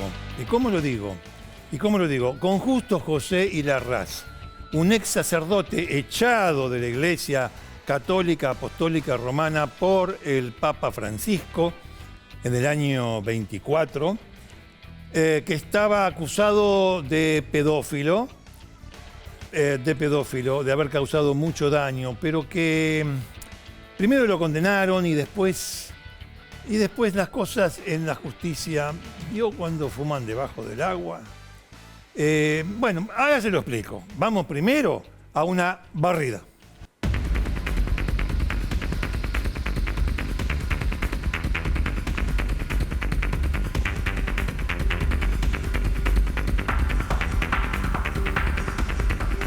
Bueno, es. No es. Sí es. No es. Vamos a hacer lo siguiente, mire. Este tipo, los actos nefandos, libidinosos, que cometió, o que dicen que cometió, los cometió en Paraná. en el seminario menor de Paraná. Se le dice menor porque van pibes de hasta 15 años ahí, 12, 15 años. Cometió casos, fue denunciado por casos de abuso sexual, claramente, contra chicos, varones, de 15 a 19 años, hace ya un tiempo. Ahora vamos con el tema del tiempo. Hubo muchas idas y vueltas con este ex cura, muchas idas y vueltas. Obviamente, por la época en que esto ocurrió, fines del 80, principios de los 90, en la época en que esto ocurrió, en la iglesia, sí, ahora muchos piensan que no tiene apertura hasta estos casos, hacia estos casos. En aquel entonces, olvídese, si ahora que hay como una cierta, bueno, che, paren un poco, no mucho más que eso, en aquel entonces no paren nada, que no se entere nadie, era la cuestión. Y en el no enterarse nadie, dispuesto por una organización con semejante poder, como la Iglesia Católica,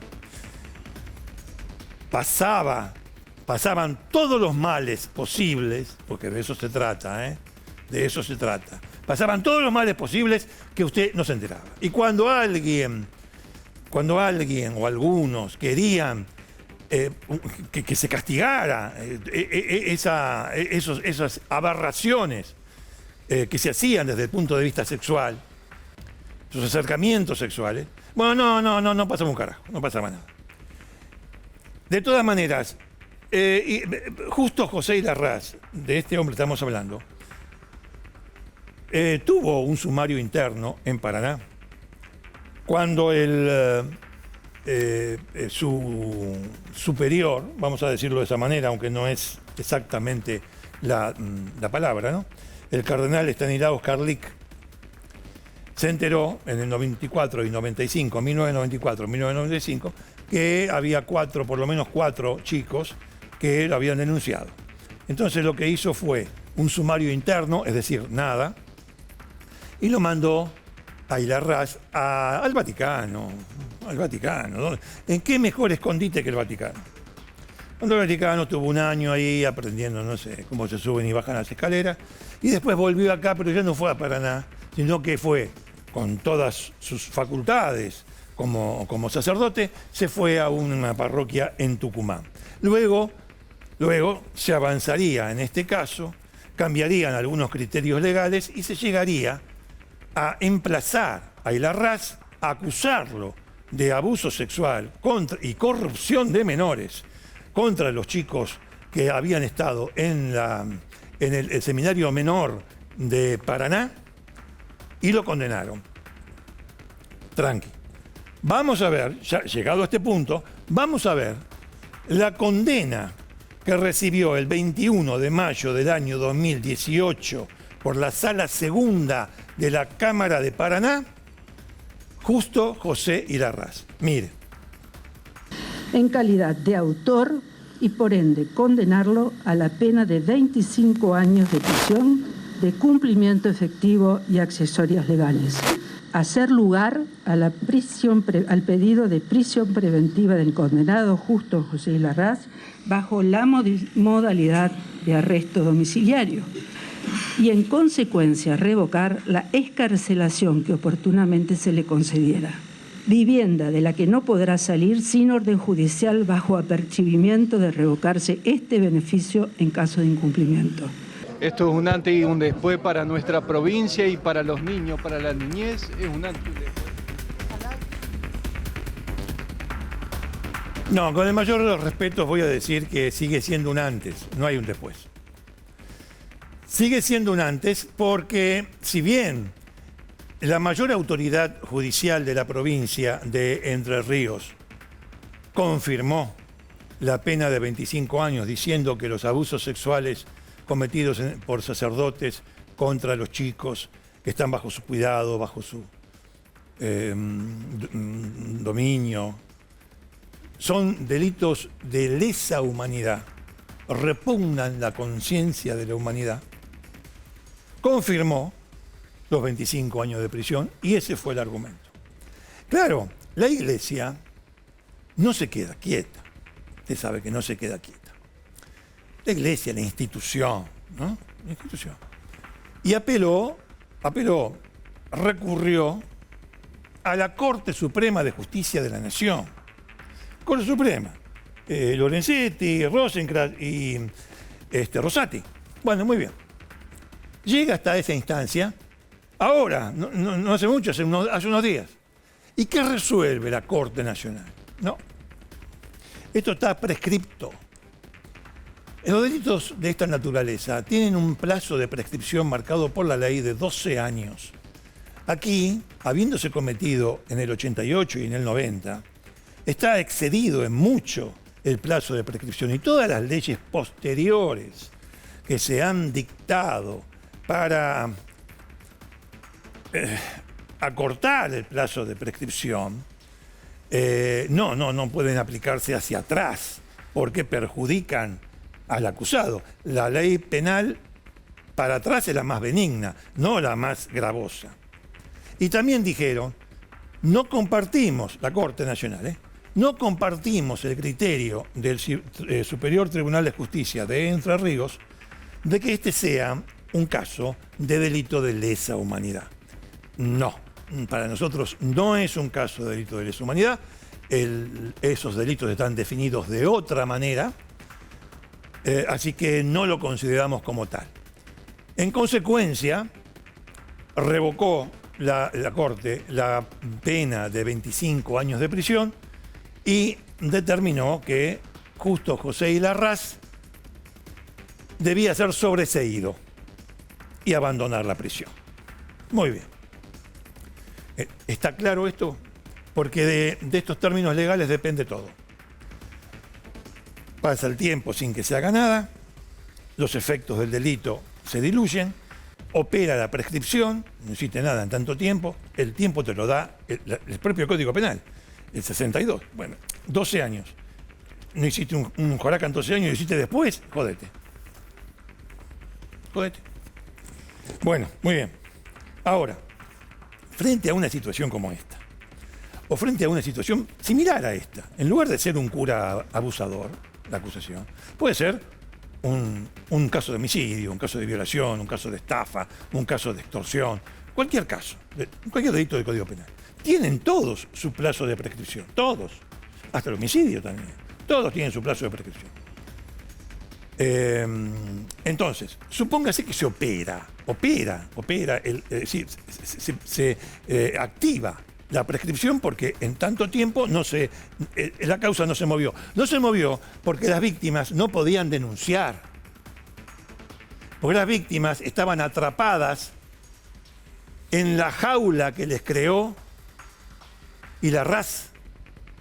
No es que la causa no se movió porque, como puede pasar, hay un juez indolente, ineficiente. No se movió porque no había denuncia. ¿Y por qué no había denuncia? Porque los pibes todavía estaban sufriendo lo que les hizo y Larraz. Es como si yo le digo a usted, mire, que tengo la herida abierta. No puedo, tengo que ir a la... Me tengo que curar esto, porque si no voy a perder el brazo, me va a agarrar gangrena, no sé, cualquier cosa. Tengo la herida abierta. ¿Por qué se me cura esto? Voy y hago la denuncia correspondiente. No, discúlpeme, pero tuvo que haber venido con la sangre chorreando usted, ¿Usted qué carajo es? Para decirme que yo tengo que ir sufriendo a verlo a usted. Juez. ¿Quién es? Bueno, esas son las reglas. La Corte no se apartó de la regla, aplicó la regla, no buscó ningún argumento. Lo de la lesa humanidad es medio rebuscado, no voy a decir que no. Pero vamos a otra cosa, y ya le voy a dar paso a un invitado que tenemos para hablar con él, que es una de las víctimas, ¿no? De hecho, de Larraz. Piense lo siguiente. Prescripto.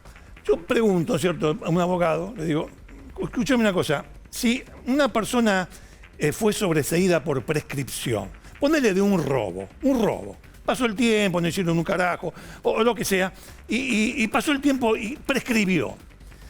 Yo a ese tipo, ¿puedo decir que no hizo nada? No, hacer hizo. Vos lo que no podés hacer es llevarlo a juicio, porque el plazo para llevarlo a juicio pasó. Pero entonces, si pasó, no va a tener sanción. Si no tiene sanción, ¿cómo yo hago para decirle ladrón sin caer en calumnia? Qué quilombo, ¿no? Qué lío, ¿no? Porque los hechos ocurrieron. Están los cuerpos de los pibes para dar fe y testimonio de eso. Está su psiquis. Los hechos ocurrieron. El cuchillo entró, la bala entró, el estrangulamiento, la soga apretó, el abuso se consumó. Y entonces, no puedo decir nada porque la ley no lo puede alcanzar porque pasó mucho tiempo. Pero es como el huevo y la gallina, pasó mucho tiempo porque esta gente no podía denunciar. Entonces, ¿cómo lo trato yo a Larraz? Para que Larraz no venga mañana y me diga carta documento por calumnia e injuria del señor Canaletti contra alguien que es inocente. Un momento, inocente, está sobreseído por hechos que no llegaron a ser juzgados. Pero los hechos están ahí. Yo tengo que hacer una demanda judicial en tribunales el día que llueva para salir con paraguas, para que un juez me diga, no, salga con paraguas. No. Todo para discutir, amigos. Vamos con Hernán Rauch, que lo hemos entrevistado en otras ocasiones en Cámara del Crimen. Si lo tenemos en línea, me gustaría hablar con él a propósito de todas estas cuestiones. Hernán, ¿cómo te va? Te saluda Ricardo Canaletti desde Cámara del Crimen. Buenas tardes, Ricardo, a usted, a su equipo y toda la audiencia. Bueno, deme alguna reflexión que se le ocurra hacer a propósito de esta nueva vuelta de tuerca que ha tenido el caso de Larraz. ¿Qué decirle? Luego de escuchar atentamente su introducción al caso, me iban sucediendo algunas circunstancias por el cuerpo. La verdad que estábamos esperanzados de que la Corte no iba a dar una mano y iba a dictaminar la condena a prisión del abusador. Y bueno, a ellos les quedaba esa carta, la carta de la prescripción, y en este último tramo le salió a favor de ellos. La Corte jugó con eso y bueno, prevaleció la carta de la prescripción ante el dolor y el sufrimiento de las víctimas, ¿no? Demasiado frío, ¿no? Este asunto. Bueno, es como si fuese una máquina que dice la ley, dice tal cosa, en este caso se cumple, no se cumple, aplícase la ley y la raza fuera. Es decir, es el procedimiento que hubiese hecho una inteligencia artificial. Tal cual, muy poca empatía en las circunstancias que vivimos después de haber transitado todo ese proceso de apertura, de investigación, de exponerse, de lograr romper esas barreras, como decía usted hoy, de las víctimas del miedo, a la vergüenza, a traicionar una religión en este caso, y que después que nos den este golpe muy duro, la verdad que tenemos esperanza y nos han defraudado de una manera.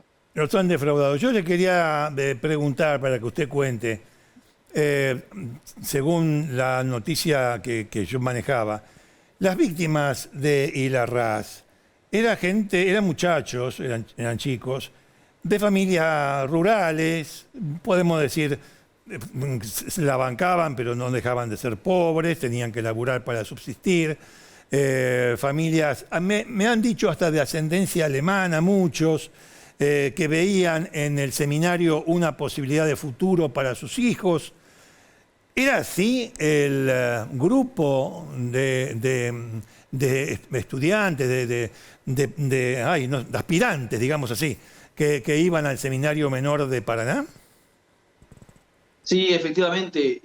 Este sacerdote, ex sacerdote ahora, sí, tenía esa función de salir a los pueblos del interior de Entre Ríos, donde sí habían entre ciudades, pueblos y aldeas también de colonias alemanas, donde iba a buscar esos chicos para llevarlos al seminario. Y cuando llegaba el sacerdote a esas familias, la familia se sentía privilegiada de que llegue el cura para poder llevarlos al seminario. Y después de haber tenido esa formación cristiana, espiritual, bien familiar, en ese seno familiar tan acogedor, ¿qué más pensar para continuar esa formación, esa educación, de enviarlos al seminario, sin ni siquiera un milímetro sospechar de lo que podía llegar a pasar? Claro. Entonces yo creo que este ex sacerdote, cuando ya recorría esos pueblos, esas aldeas, esas familias, yo creo que ya iba haciendo una visión de la familia, la conformación de la familia, a ver si había algún padre alcohólico o tenía un carácter fuerte para con los hijos. Entonces iba viendo, tal vez, es de mucho sospechar, porque así trama el abusador, cuál era su talón de Aquiles para acercarlo y luego tener esa carrera libre para poder abusarlo y apropiarse de su persona, ¿no? Dígame, Hernán, bueno, ¿esto sigue de alguna manera o la resignación será infinita? No, al contrario, estamos viendo cómo continuar porque no es que se ha perdido, aquí se ha logrado mucho, Ricardo. Sí. En el transcurso de todo este proceso no hay que dejar de lado este logro de esta nueva ley, la 27.206, creo que es esa, el respeto al tiempo de las víctimas. Claro. Que las víctimas, hay que decirlo, las víctimas pueden hablar cuando pueden, no cuando quieren. Cuando se rompen ese secreto, pueden tumbar esa muralla y poder decir las cosas. Bien. Eso es importante, me parece a mí, ¿no? Bien, a ver, dígame si quiere contar qué es lo que hacía Larraz. Porque tal vez mucha gente, bueno, no sigue el caso y los golpeaba. No. Cuénteme, y le pido disculpas por la pregunta, ¿no? ¿Qué hacía Larraz con los chicos? Está bien, Ricardo. Larraz era un tipo muy astuto. Era un tipo muy astuto, como vamos a ir a definirlo, ¿no? Donde fijaba ya la mirada de esos niños más inocentes, con menos recursos. Entonces él les facilitaba algunas cosas que nosotros no teníamos el alcance en el seminario. Veníamos de familias muy humildes. Entonces Sí. él le daba ese privilegio de tal vez obsequiarle algo, darle el privilegio de ir a su pieza para tomar mate, compartir facturas, sacarlos a la ciudad, a una celebración y después volver. Es decir, acercarla a su séquito. ¿Y quién no quería estar cerca de la autoridad? E incluso también premiaba con algunos viajes, llevándolos a pasear, cuando esas familias no tenían esos recursos. Ricardo, hay familias que vendían sus animales, a veces vendían animales para pagar la cuota del seminario, sin sospechar y sin saber que ahí dentro abusaban de sus hijos. ¿Se entiende? Es muy cruel lo que hacía este ex cura, ¿no? Claro, entiendo, sí. Bueno, es el aprovechamiento del miserable, ¿no? Del miserable que se sabe con las condiciones para disponer a su antojo y a su beneficio personal. En este caso, un beneficio, corporal, una satisfacción de sus necesidades sexuales. ¿La Corte Interamericana es una opción? Sí, es una opción. Estamos ya próximos a reunirnos con los abogados a ver cómo proceder. Así que haremos los estudios correspondientes. Queremos dejar que baje un poco esta adrenalina y este impacto de la noticia que nos ha afectado a todos, tanto a víctimas, familiares. Toda la sociedad creo que está conmovida e indignada. Sí. E incluso el Poder Judicial de Entre Ríos no se lo esperaba. Pero yo creo que acá hay que marcar algo esencial, Ricardo. Usted lo decía hoy. La prescripción no lo exime y no le quita la culpabilidad a Larraz. Larraz fue sometido a un proceso de investigación, hubo un juicio penal y hubo un dictamen. Larraz es culpable de abuso de menores. Eso no se lo va a quitar nadie. Esté en Paraná, esté en Buenos Aires o se vaya donde quiera que vaya, la pena la va a cargar de por vida.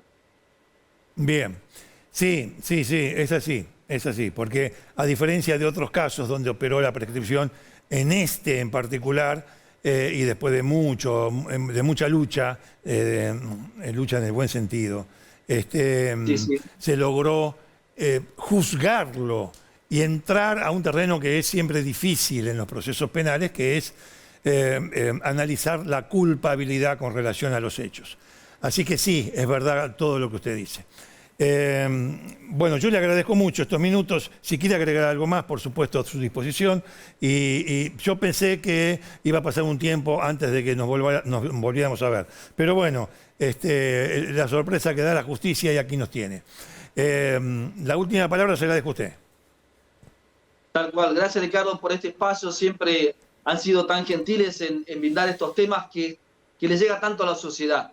Yo creo que el fallo de la Corte no nos tiene que doblegar, al contrario, tenemos que fortalecernos para que en la Argentina de una vez por todas maduremos y se ha renovado la sociedad, se ha renovado la política. Creo que también que este golpe nos sirva para volver a levantarnos con más fuerza, para poder modificar esas leyes que tanto necesitamos, para que estas causas no prescriban.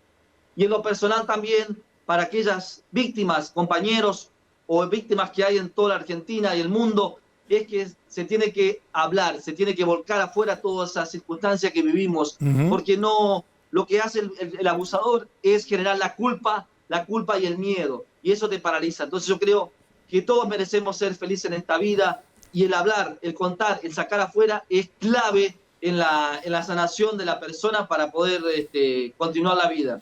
La última pregunta, ¿usted sabe dónde está la raza ahora? Ya fue notificado para que le saquen el dispositivo de la pulsera electrónica, así que no tenemos noticia de dónde se encuentra en este momento. Bien. Bueno, Hernán, nuevamente, muchísimas gracias por estos minutos con Cámara de Crimen y nos volvemos a encontrar, espero que con una noticia positiva. Gracias. Gracias, Ricardo, por este espacio y un saludo a todos. Bueno, es así, es así, es así. ¿Qué hace la Corte? No le da bola al artículo de la prescripción, no le da bola. Entonces, el juez que tiene que aplicar la ley no la aplica, ahí tenemos un problema. El otro, este tipo fue juzgado, es verdad lo que decía recién Rauch. Ya fue juzgado.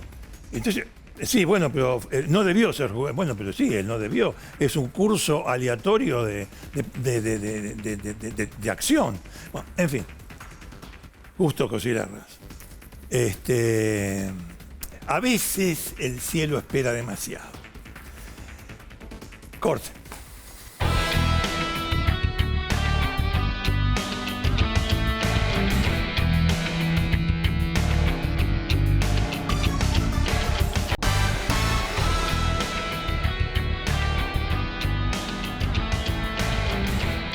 Bien, amigos, se ha producido otro pronunciamiento judicial. Venimos de uno, vamos a otro, pero tiene que ver con otro tipo de delito, aunque también hay un componente sexual. Lo hemos tratado aquí en Cámara de Crimen, el caso de Millaray Catani. Millaray Catani tenía muy pocos años, 15 años, cuando tomó una decisión fatal. Pero, a propósito de ese acontecimiento tan dramático, su suicidio, se descubrió en su diario íntimo que a ese suicidio ella había sido llevada, por decirlo de alguna manera, por una violación, por haber sufrido una violación cuando tenía 13 años. Todo esto pasó en Puerto Deseado. Vamos a una barrida y seguimos.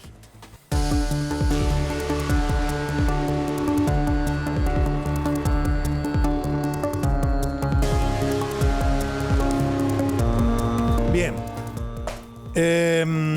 Ella toma la fatal decisión en el año 21. Y en ese entonces tenía ya 15 años. Pero la violación de la que fue víctima había sido cometida 2 años antes, con 13. Y el autor tenía para entonces 19 años. Se habló mucho de este tema, de hecho lo tratamos acá en Cámara de Crimen hace aproximadamente un mes. Se habló mucho de este tema porque, bueno, jurídicamente, ¿cómo se encara? El Poder Judicial, ¿puede hacer algo aquí? ¿No puede hacer nada? Es una chica, es decir, su muerte está relacionada con un hecho que a su vez es un delito, pero ella está muerta. Bueno, de lo que se hablaba con relación a Gustavo Ezequiel Donaire, que es el autor de la violación. Gustavo Ezequiel Donaire, un pibe que tenía, insisto, 19 años, ahora tiene 25. De lo que se hablaba era, bueno, él provocó la muerte de Millaray. Bueno, pero, a ver, no es autor de homicidio. Bueno, entonces, a ver, ella se suicida. Bueno, entonces, él la determina con su acción de violación, la determina a matarse. No solamente con la acción de violación, sino llevándola hacia ese camino. Llevándola, hablándole, ¿no? Creando en su mente, se decía, una determinación. La determinación era, bueno, me voy a quitar la vida. También se habló de eso, autor de homicidio, instigador de suicidio. Hace muy pocas horas acaba de expedirse el tribunal que juzga a Donaire por este caso. Y lo condenó a 13 años de prisión por violación. Es decir, lo que apareció en el cuaderno íntimo, en el diario íntimo de Millaray, obviamente sustentado por diversas pruebas, la historia fundamental estaba ahí en el diario, pero fundamentada por otras pruebas durante la investigación, llevó a los jueces de ahí en Santa Cruz a condenar a Donaire a 13 años de prisión. Pidieron el arresto inmediato, están resolviendo esa cuestión, pero a lo que voy es, la denuncia de una persona que ya no está, fue la que motivó, en definitiva, esta situación de la condena. ¿Tiene él que ver con la muerte? Sí, tiene que ver con la muerte. Sí. ¿Yo voy a juzgarlo eso? No. Simplemente digo, moralmente tiene que ver con la muerte. Y sí. La chica, siempre hay salida para estos casos, pero la chica no le contó a nadie y lo procesó sola. Es muy duro transitar por ese camino. Tal vez no. A ver, ella tiene una hermana que vino acá a Cámara de Crimen, a Yelén, tiene amigos, pero ¿cómo le puedo decir? Le pega como le pega. No a todo el mundo. No todo el mundo sufre las mismas consecuencias, sobre todo psicológicas. Insisto con esto, aún con esa salvedad, hay salidas. Sí, claro que hay salidas. En este caso, la historia es esta. La historia es esta que termina de esta manera, ¿no? Con una condena por violación denunciada por alguien que nunca pisó tribunales. Por alguien que nunca pisó tribunales. Pero que fue más, yo diría, no sé, fue víctima de varios prejuicios, de varios perjuicios, no prejuicios, perjuicios. Ahí tenemos, por ejemplo, la carta, diario íntimo, mejor dicho, que había escrito Millaray.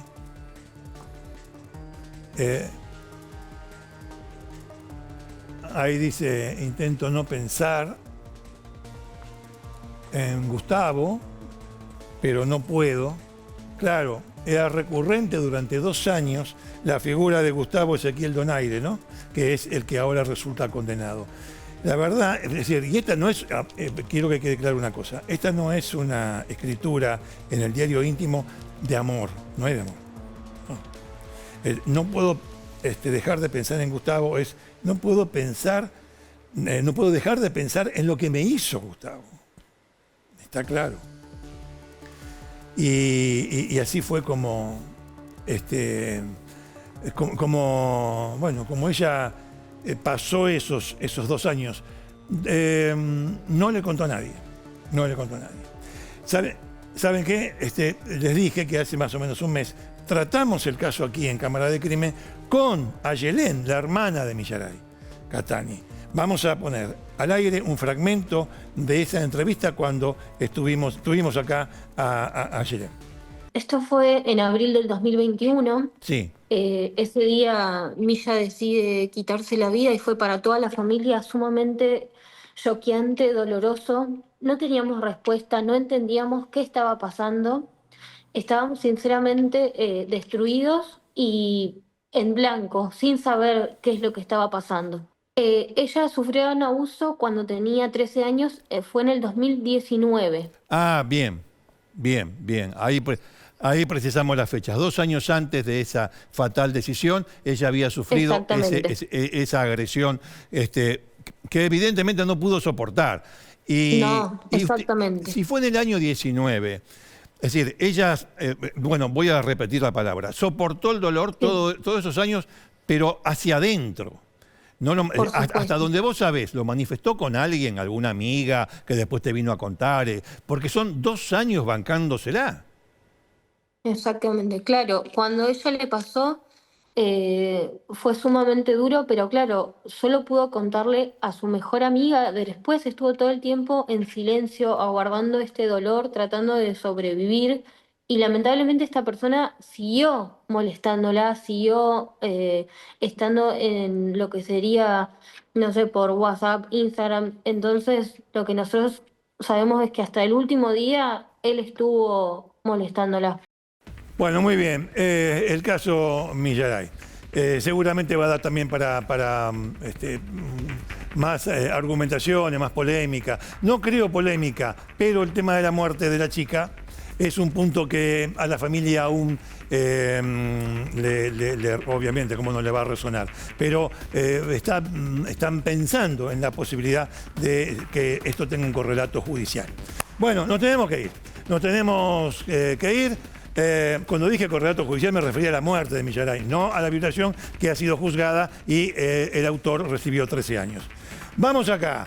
Renovación total de los libros de Hammurabi, de la familia de Palma. Miren ustedes, ejecución de la pena privativa de libertad. Acá dice algo de arresto domiciliario. Uy, sí, acá está todo. Ejecución de la pena privativa de la libertad. Mire, recién salidos del horno, ¿eh? La defensa penal del psicópata. Ah, la pelota, estoy acá. La defensa penal del psicópata. Qué bárbaro. Che, buenísimo. Problemática del caso psicojurídico. Espectacular. Bueno, límites constitucionales al poder penal. Atenti con esto, porque acá tiene que ver la Constitución. Y del doctor Aboso, Gustavo Aboso, que es el Código Penal. Tiene la ley de reincidencia y de reiterancia, las últimas. Atenti, con Vamos a hacer un sorteo, bueno, tenemos varios sorteos para hacer. Atenti. Bueno, un saludo a la familia de Palma y por los libros de Hammurabi. Le tenía que decir, sí. Casa La Lapicera. Carlos y él, ¿dónde estás? ¿Acá estás acá? No es Ducho en hacer el primer plano de La Lapicera, ¿no? ¿Vos sos Ducho? Dale, mostrá a la vieja, me dice. Así me tratan acá. Bueno, muy bien. ¿La ves? Bueno, espectacular. Suipacha 245, local 2. Y va a haber 3 lapiceras para sortear. Denos tiempo de organizar todas estas cuestiones, porque, bueno, lleva su tiempo. ¿Y qué más, Alan? Juncal, sastrería a medida de Alan, ahí en Paraná, 541. Sastrería a medida, Alan, un fenómeno, las mejores camisas, los mejores ambos, lo que usted quiera.